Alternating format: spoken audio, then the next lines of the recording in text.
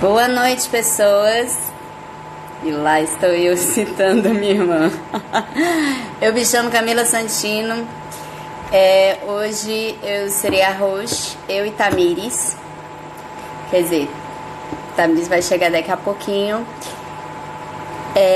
Na live de hoje a gente vai ter como convidados a Toca da Matraca de Sobral. A gente vai falar sobre as produções da casa, sobre criação em tempos de crise, sobre como seria fazer uma live sendo músico, como é que tá as atividades da casa durante essa quarentena e também sobre o próprio festival com vocês. Se vocês tiverem alguma dúvida, só comentar, compartilha comigo. Vou chamar a Tamires agora.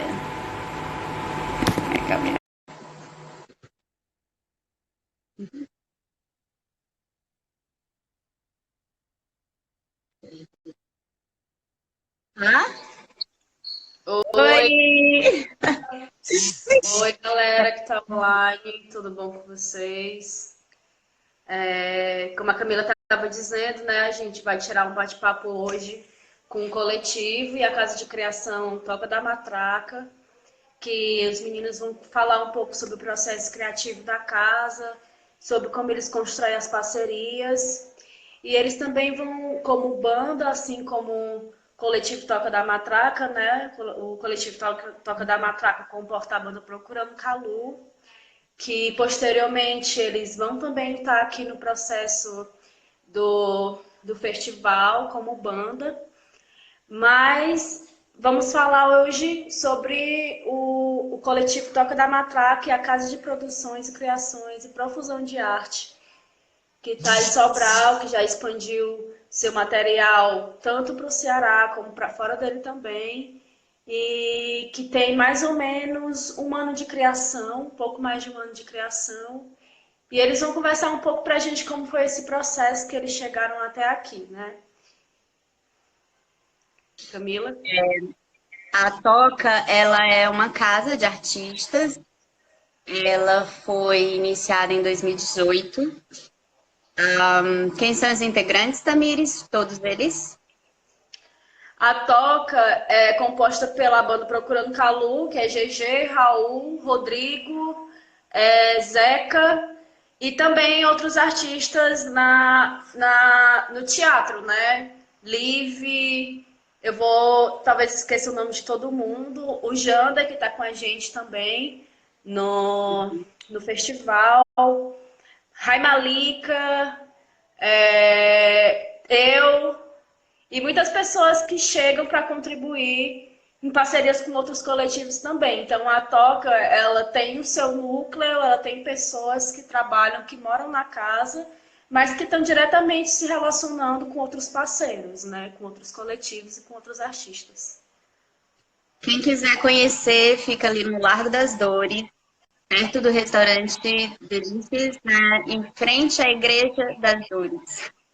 Pois é. Sim, e também vocês podem seguir o Instagram da casa, que é @toca da matraca, que lá as pessoas divulgam os eventos, divulgam as produções que estão acontecendo na casa. E eu tô aqui procurando um filtro para que me ilumine melhor, mas é isso aí. Então, esse filtro. Deixa eu ver se eles já chegaram aqui na live. Ainda não. Então, Tamires, enquanto eu fixo aqui o que a gente vai falar na live hoje, com quem que a gente vai estar, tu pode fazer de novo, um pequeno resumo do que vai ser o nosso festival? O Festival Quarentena é um movimento de resistência também com relação a essa pandemia que a gente está vivendo mundialmente, né? Que é um problema real, é um problema sério que está atingindo o mundo todo e chegou até o Brasil, chegou até o Ceará e hoje foi constatado um caso de coronavírus na cidade, em Sobral, e que as recomendações é que nós estejamos em quarentena. Quem pode estar em quarentena, né? Quem tem esse privilégio de estar em casa e se resguardar e resguardar as pessoas que a gente gosta, que a gente ama. E o Festival Quarentena é uma resposta artística também aos nossos processos, porque a cultura e a arte, ela está diretamente ligada à aglomeração de pessoas, né? À sociedade. E isso é a principal recomendação, que a gente se isole ao máximo, que a gente se resguarde, e isso afeta ao setor cultural, diretamente no setor econômico também, como no setor criativo. E o festival é uma forma da gente se unir e é uma forma da gente se fortalecer e estarmos juntos nessa profusão, né? Juntos nessa resistência, divulgando os nossos trabalhos, expondo os nossos trabalhos e conhecendo a cena artística do Ceará. Tudo isso virtualmente, né? Nós fazemos geralmente festivais presenciais que nós discutimos basicamente o que nós vamos discutir aqui. Mas a gente viu também que virtualmente nós conseguimos chegar em outras regiões bem maiores e um outro público, né? Um público que não consegue se chegar presencialmente, nem se não houvesse a pandemia mundial. Mas, enfim, o festival também é uma forma da gente, além da gente se fortalecer, da gente se conhecer, da gente expor nossos trabalhos, é uma maneira também da gente pensar, né? Pensar socialmente quais são os impactos que essa crise mundial nos traz socialmente, não só economicamente também, mas como humanos, como pensamento e como artistas. E é basicamente essa a proposta do festival. Bom, vou chamar aqui o Zeca para conversar com a gente. Ah, tá. Já estou tentando fazer isso. Eu vou ler Calma, os Felipe, calma. Vai dar certo. Você vai ler o comentário?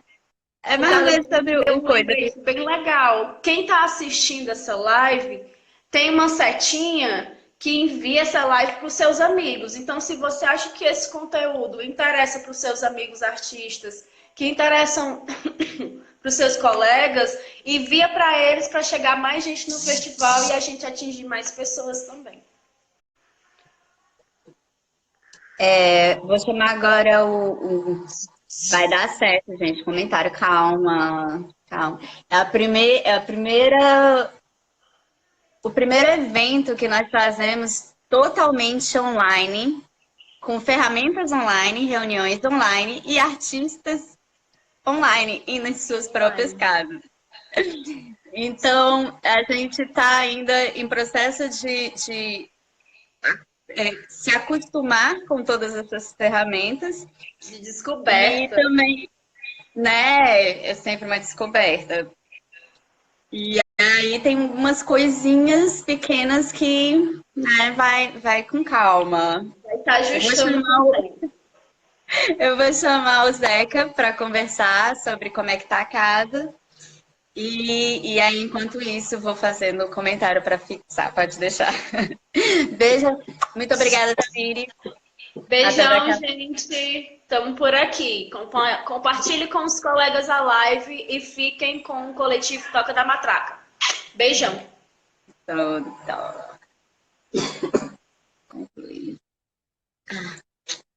E agora, Zequinha?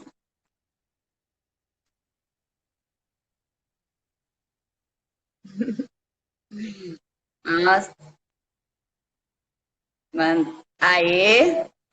Menina! Boa noite, meu amor. Boa noite.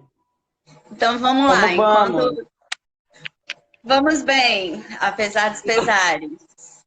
Acabei de ouvir umas tosse aqui que me... Tô frescando! Vamos lá! Tem gente que tem, mas não tem ninguém tossindo. Se tossir, eu já começo logo a ficar bem tenso e... 2 metros de ventilador. Enquanto eu faço aqui o que tanto me pedem, por favor. Meu Deus, foi só falar, tá vendo? Conta aí como é que tá na toca da matraca nesses tempos de crise. Então, a toca já é uma medida de micropolítica, então a gente já tem uma atividade que já anda fora de algumas atividades convencionais da cultura, né? Assim, a gente já tem que ter uma relação diferente com os vizinhos, já tem que ter uma relação diferente com a rua, com o espaço ao redor da margem esquerda. Então, desde sempre a gente já está meio que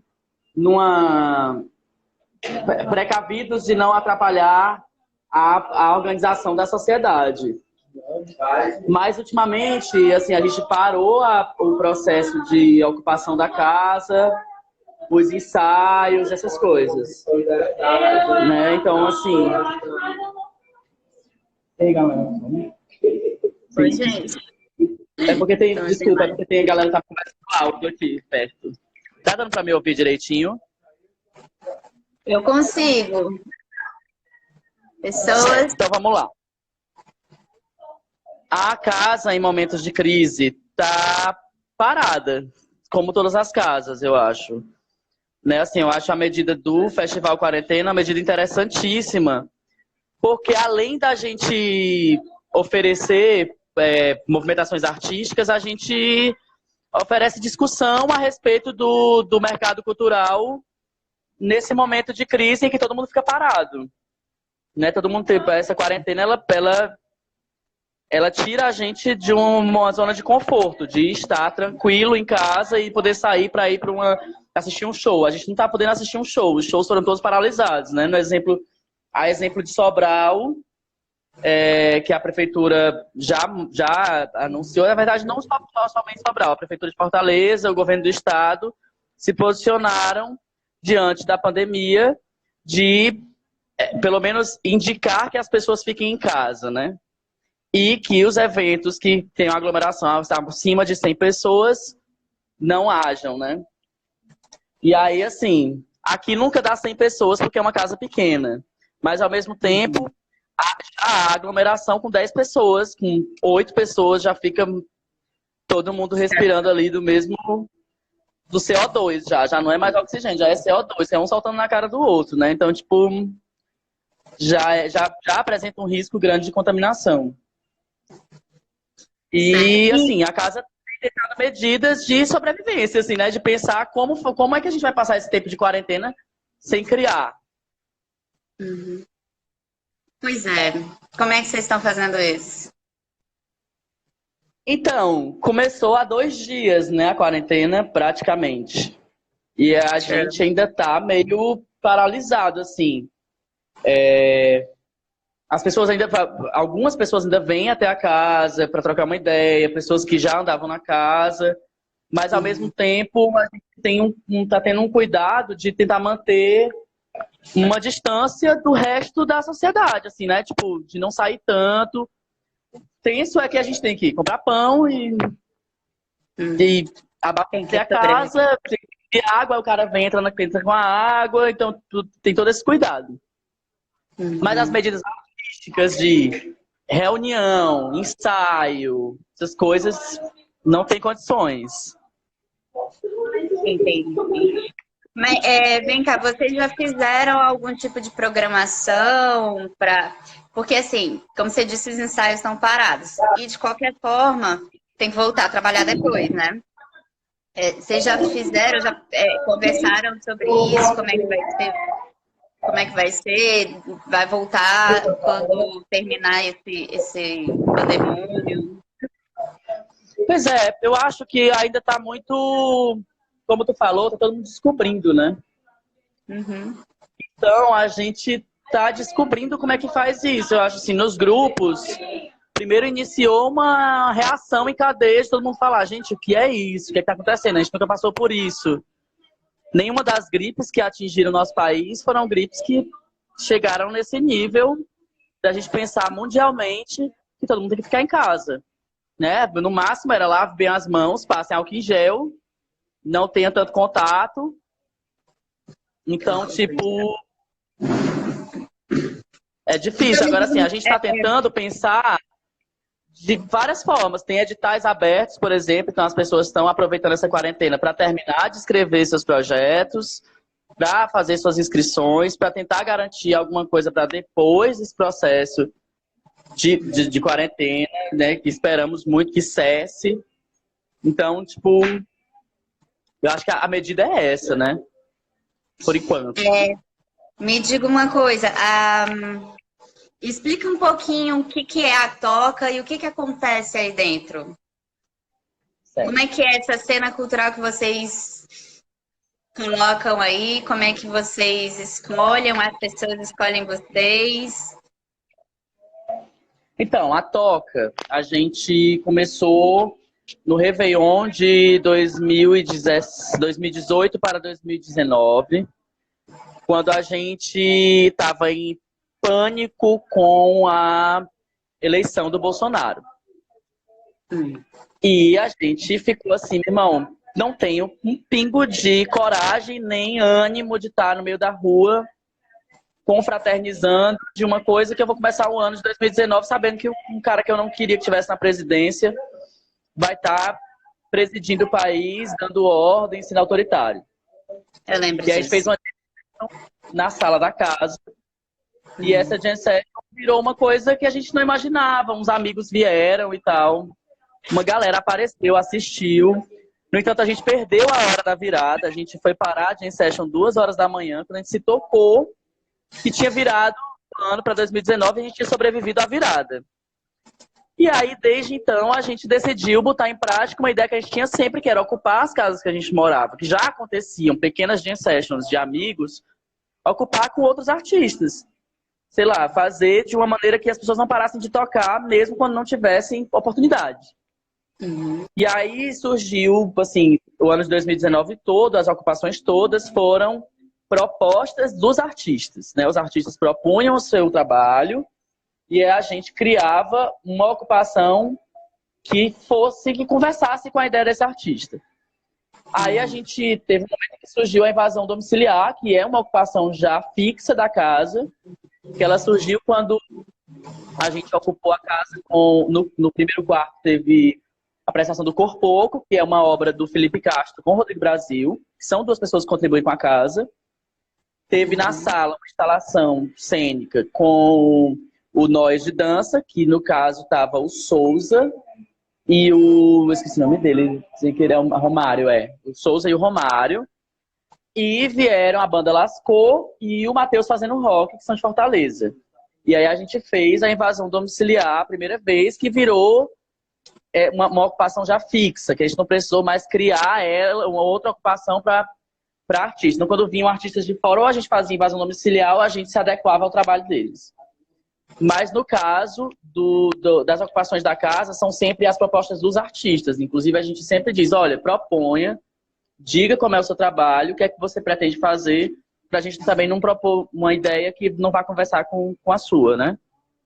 E aí, a gente passou o ano de 2019 todo ocupando, que aí houve o retorno do Jander a Sobral, e com esse retorno a gente montou o Das Dores 38 e o Mapa do Flanê, que foram duas experiências super fodas, né? Uma através do Poetas da Cena, que é da ECOA, do Instituto ECOA, e através do Porto Iracema das Artes, que é do Porto Iracema das Artes, dos Laboratórios de Criação, né? Que a gente teve como trabalhar com o Hector Briones e com a Lili Monteiro.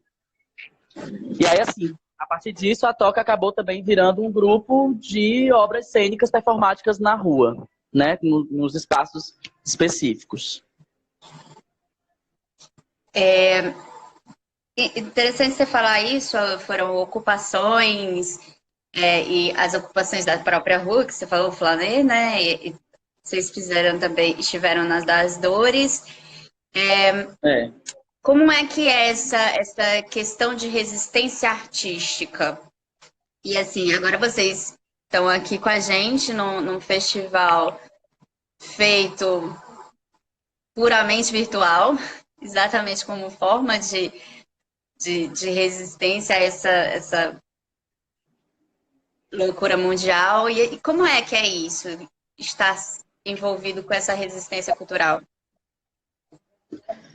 Então, eu acho que é, assim, de qualquer forma, é sempre muito difícil, porque a gente mora numa casa antiga, e essa casa ela não tem um aparato para receber muitas pessoas ou para receber uma banda muito grande, né? No entanto, a gente decidiu mais produzir para fora, ultimamente, para até manter uma boa relação com a vizinhança.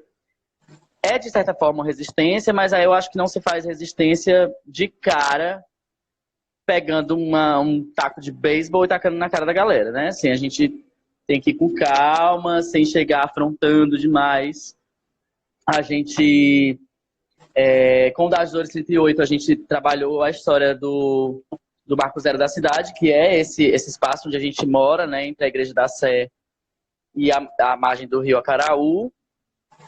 E, assim, a resistência disso tudo vinha de permanecer nessa casa, de permanecer criando dentro dela, porque existe um momento que o artista, e eu acho que todos os artistas que estão aqui vão concordar ou não com isso, existe um momento em que o artista ele precisa sempre mais, assim, ele fica ele produz aqui e aí ele fica esperando mais coisas.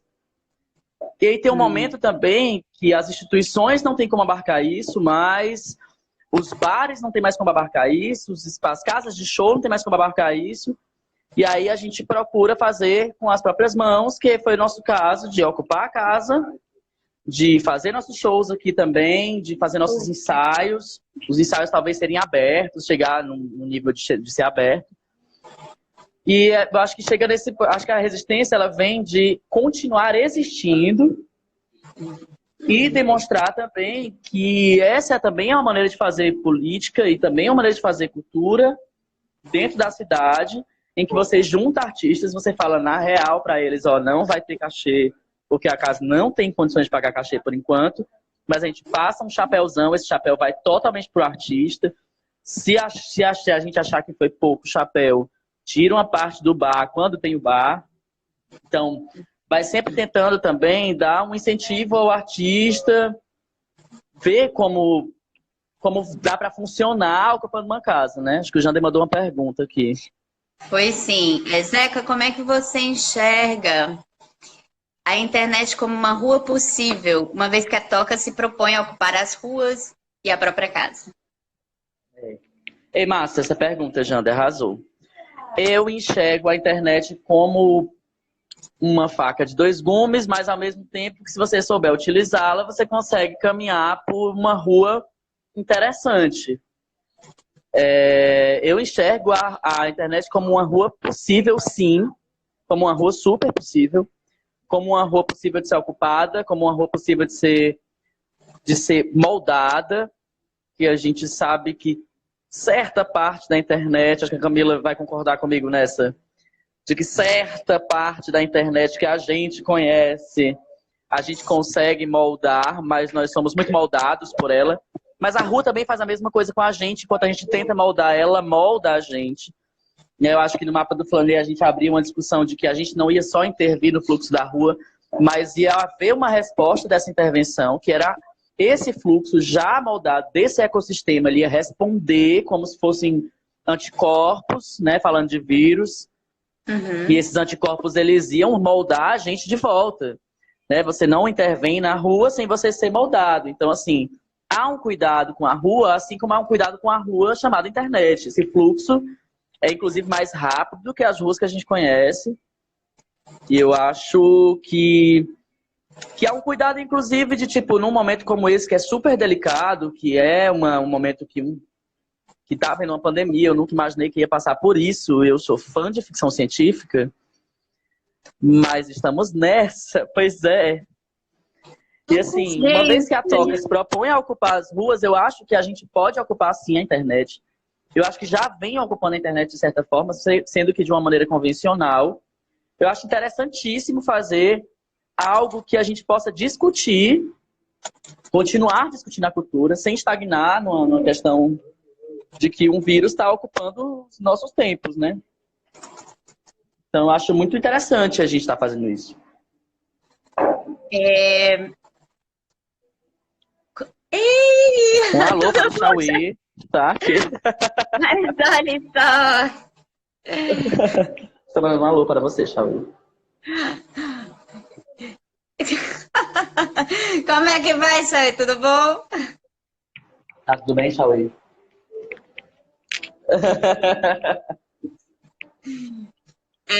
Como é que vocês só um instante, pessoas que estão nos assistindo, se você tiver alguma dúvida sobre o festival, sobre a Toca da Matraca, mandem que a gente responde aqui para vocês. Zeca, fala um pouco sobre os Calus pra gente. Então, a Procurando Calu surgiu em 2013 na Universidade Federal do Ceará. Nós éramos alunos do curso, morávamos juntos, decidimos criar uma banda. Já éramos uma casa que criava ali, mas ao mesmo tempo morávamos com tantas pessoas que não faziam a mesma coisa que eu acho que seria meio irresponsável da nossa parte estar intervindo no tempo deles, no espaço deles, se eles não faziam a mesma coisa que a gente. E aí a gente existe desde essa época, já passamos por várias coisas, por 2 formações que se repetem em algumas pessoas, outras não se repetem. Temos apenas 3 músicas lançadas no Spotify, porque é muito difícil lançar músicas. Não é que seja caro lançar no Spotify, o caro é fazer. Uhum. E temos feito alguns shows, né? A gente passou um ano num hiato de pensar, inclusive, a nossa própria política cultural. Eu acho que é interessante pensar individualmente a política cultural. E a gente parou para pensar, assim, acho que nem parou para pensar, a gente foi pensando porque a gente parou. E a Procurando Calu tá aí, a gente está tentando existir, continuar existindo, né? É sempre uma luta muito forte, porque é uma banda autoral que não faz um trabalho comercial, acho que, assim, não é nem comercial, acho, mas não é um trabalho facilmente comprável. Uhum. Nem engolível. Concordo que tem pessoas que nem gostam, inclusive. E eu acho que, tipo, é isso que acontece. Cada trabalho tem o seu público, né? A partir do momento que você se propõe a fazer um trabalho independente. Só aproveitando o link, né, que você falou, uma banda autoral e tal, e para fechar aqui a nossa live, a gente tem algumas perguntas que eu acho que fazem todo sentido com o que você acabou de dizer, que é as formas de captação de recurso nesse... Ô, Rodrigo! Um Rodrigo Brasil, outro integrante da Toca da Matraca. Quais são as formas de captação de recursos que vocês estão tendo, né, ou que vocês vão ter nesses próximos dias, se vocês têm? Se vocês têm algum plano de resistência e existência quanto a isso e quanto ao futuro, porque, de qualquer forma, estamos em uma época de silenciamento, né? Você mesmo, nosso governo, nossos... Enfim. E... E assim, se vocês têm isso? Vocês têm isso em mente? Sim.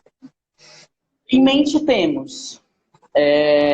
A gente enviou alguns projetos para editais, eu acho que isso sempre todos os artistas estão tentando fazer. Mas isso é tudo muito não é nenhuma forma de captação de recursos, eu acho que é uma forma de pegar os seus direitos, né, culturais, e utilizá-los. Mas as nossas captações de recursos são... A gente tentou financiamento, que não dá tão certo por enquanto. Eu acho que tem suas fórmulas dos financiamentos, tem como você atingir o público, né? Várias coisas. E aí, assim, eu acho que uma forma de captação de recursos para a gente é realmente tentar os editais que possam financiar a circulação dos projetos que a gente tem.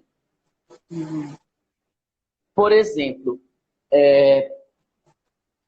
um edital que você não possa utilizar da grana como cachê, mas que você pode adquirir equipamento.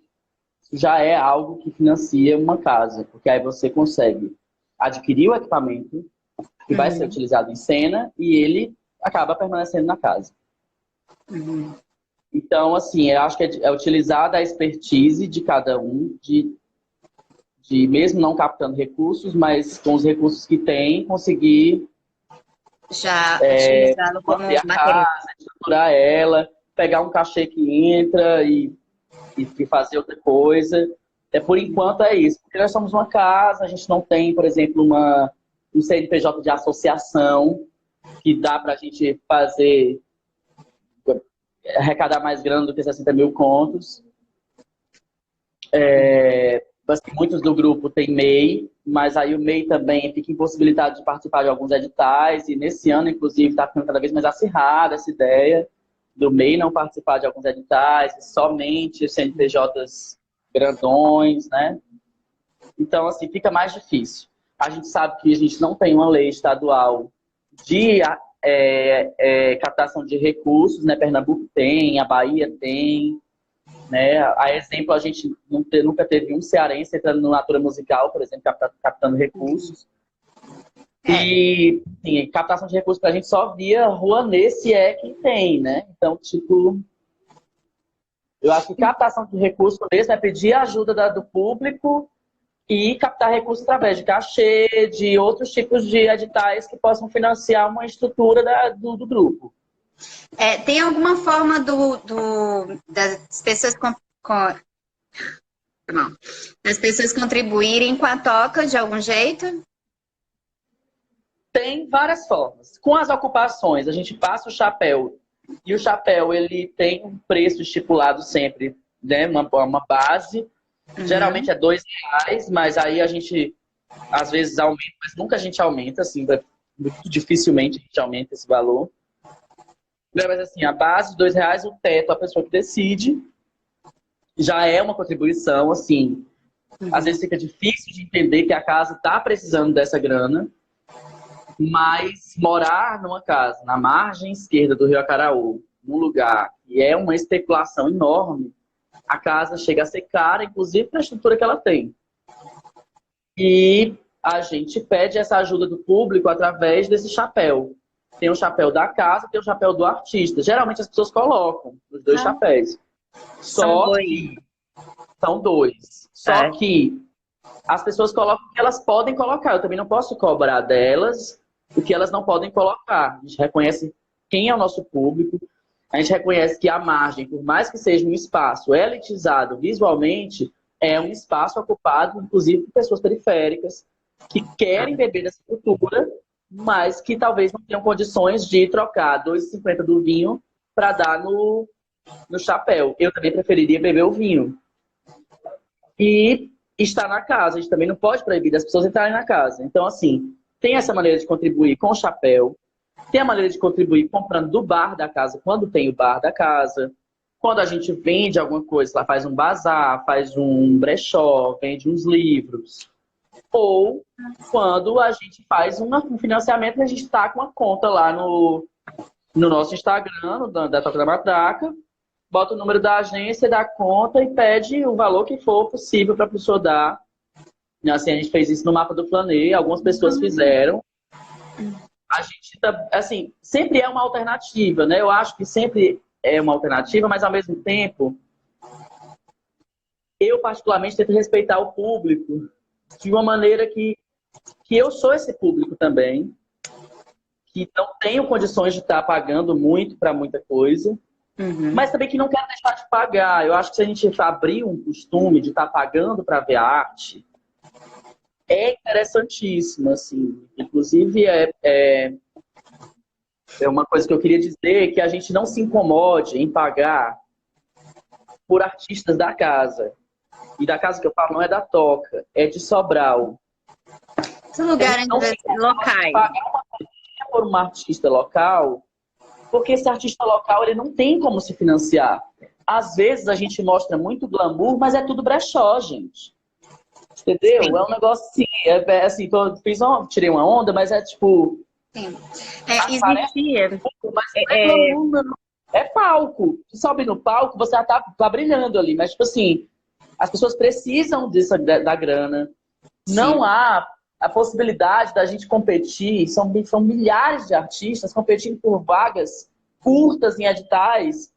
E com certeza, se hoje meu telefone não toca, de outro artista tocou. Então, tipo, é entender que todo mundo vai continuar precisando dos financiamentos. Uhum. Né? São profissões extremamente marginalizadas. E tem pessoas que já são marginalizadas e estão nessas profissões. Então, tem várias camadas sociais dentro de uma mesma profissão, que é a profissão artística.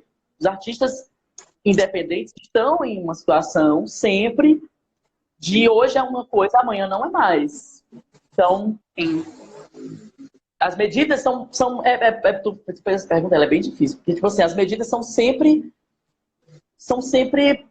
errôneas, né? Assim, a gente não sabe qual é o horizonte disso. A gente vai só indo e vai tentando várias medidas de financiar alguma coisa, de ter uma captação de recursos, e eu não consigo nem chamar de captação de recursos, né? Porque captação de recursos é um recurso. Né? O interessante é que existia um projeto aqui antigamente chamado. Meu Deus do céu, faz tanto tempo que eu Quanto vale um esqueci. show? Era mais ou menos isso, quanto vale, né? E aí você pagava o que queria pagar lá no Sesc Iracema, se não me engano era do Alan Mendonça. E era interessante porque lá as pessoas pagavam, às vezes muito pouco, às vezes muito bem. Mas você não vê isso normalmente. Você vê o povo pagando R$ 50 para cima num Dragão do Mar, num Rio Mar Show 150, nacional.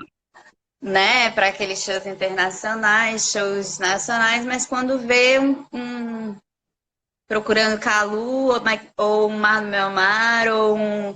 Isso, Alan e Sesc. Obrigada, Simone Souza, aqui presente, tá aí.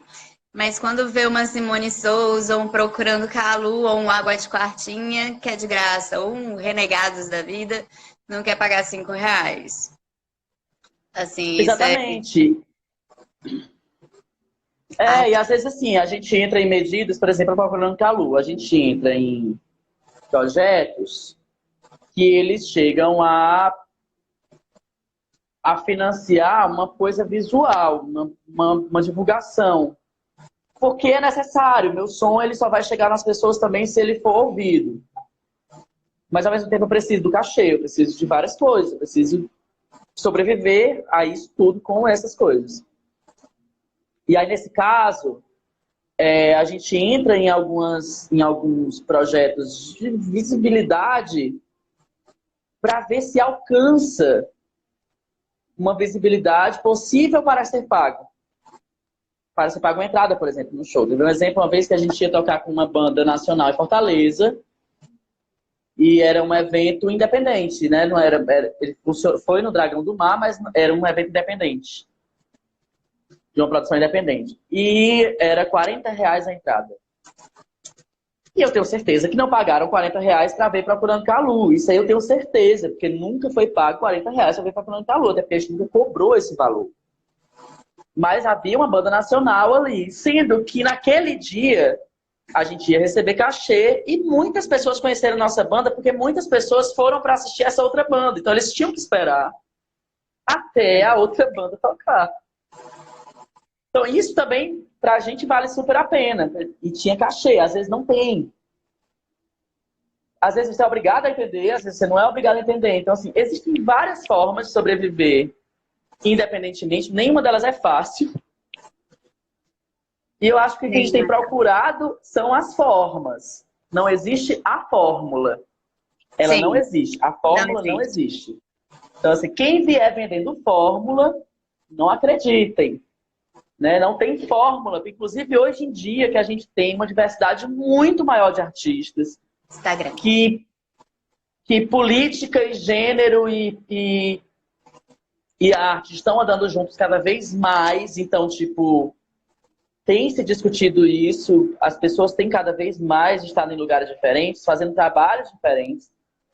Então, não é mais nem o momento da gente ter o grande ídolo, mas também não é o momento da gente dizer que existe uma fórmula de sobreviver com arte independente. Existem fórmulas e cada um descobre a sua. Só para finalizar a live de hoje, eu vou fazer uma pergunta de Jander Alcântara, um dos nossos organizadores aqui. Como é que tá o fígado? Ai, meu Deus! O fígado é uma ideia deliciosa. Ela surge antes das dores 38 e antes do mapa do Flaner. Mas é uma ideia bem assim, ela tem que ter um tempo de pesquisa ainda. O fígado está nas nossas... Tá brilhando. E o Jander sabe onde é que ele tá brilhando, ó.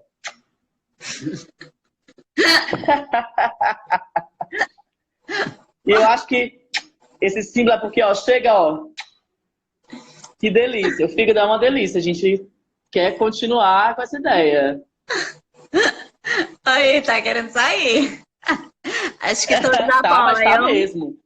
E estamos querendo. O fígado é uma delícia. E é um trabalho que não vai ser para a rua, mas vai ser a rua todinha dentro do seu próprio fígado, meu amor. Hashtag Financie Fígado Ceará. Zeca, Rodrigo, quem mais tá aí? Raul tá aí? Raul não tá aqui hoje, não. Rodrigo, dá um tchauzinho. Tchau, tchau. Muito obrigada por tudo. E a gente se vê. A gente se vê por aqui. Plim, plim. Plim, plim. Plim, plim não, ó. Eu sou desse tempo. Gente, só para terminar aqui a live, eu vou chamar a Gatinha de Rua para a gente finalizar, contar quais são os planejamentos, como é que vai funcionar para quem não estava no começo e chamar vocês para... Oh, meu Deus, eu sempre erro esse bichinho. Vou falar. Vou chamar Jander Alcântara, então, para falar comigo como é que a gente vai fazer daqui para frente. Chama um Kenzo. Oxi. Amanhã você entra. A gente tem... Eu disse que ia convidar a gatinha, mas tu me convidou. Eu fui procurar ela, você estava primeiro, aí foi no primeiro, porque, né... Vamos se acostumar aos pouquinhos. Sim, vamos lá. Só para explicar o meme do Zeca, o fígado, assim, ó, é tão bom que o cu, ó.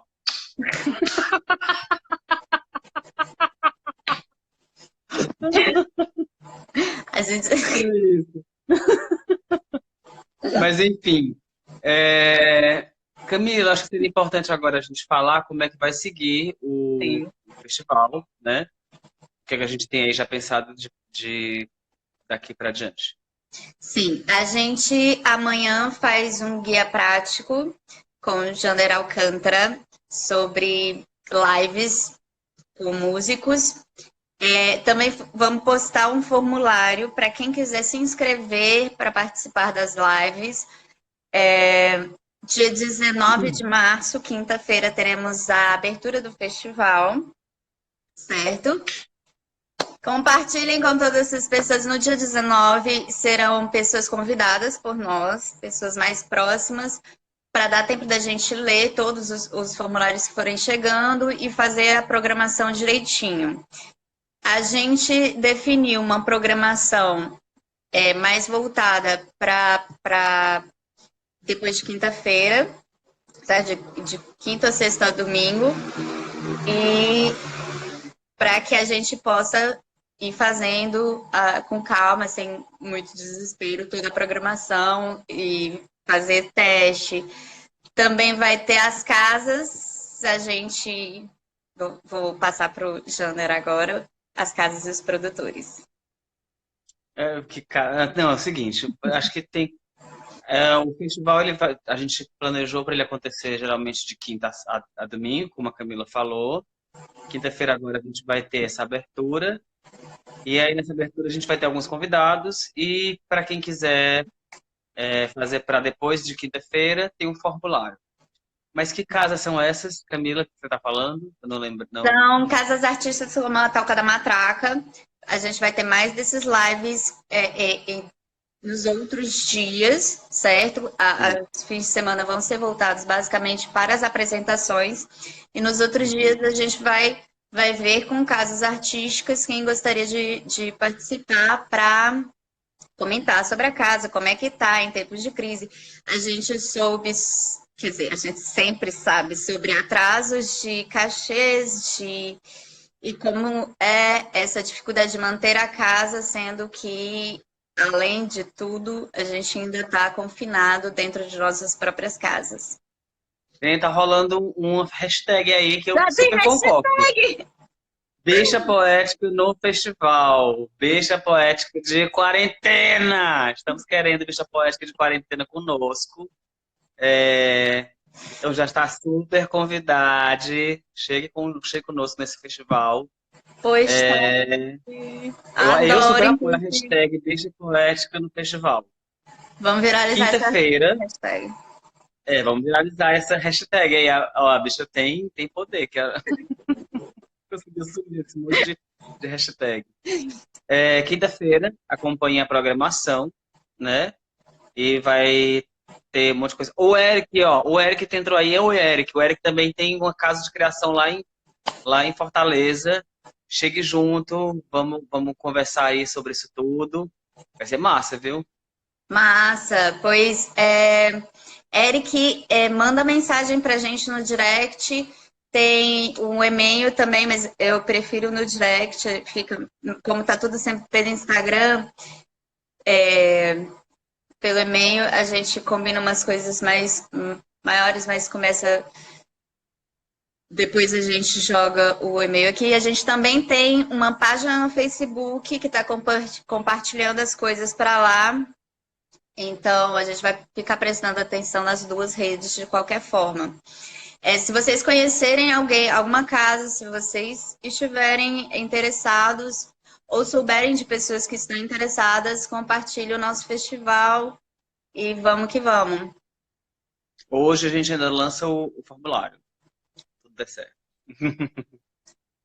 Vai dar certo. Vai dar certo. Pois então, pronto. Acompanhe aí que a gente vai lançando algumas notícias no decorrer dos dias aí, certo? Nossa, gente, já tem hashtag famosa Luna na live, no festival, Eric no festival e Bicho Poético no festival. Tem que ter hashtag já do festival também, eu tô querendo. Tô só vendo a gente famosa que eu adoro. Gente, muito boa noite, muito obrigada por tudo. Obrigada, Jander. Obrigada, Tamires, Franzinha, Munqueizo e toda a Toca da Matraca. Meu muito obrigada por hoje à noite.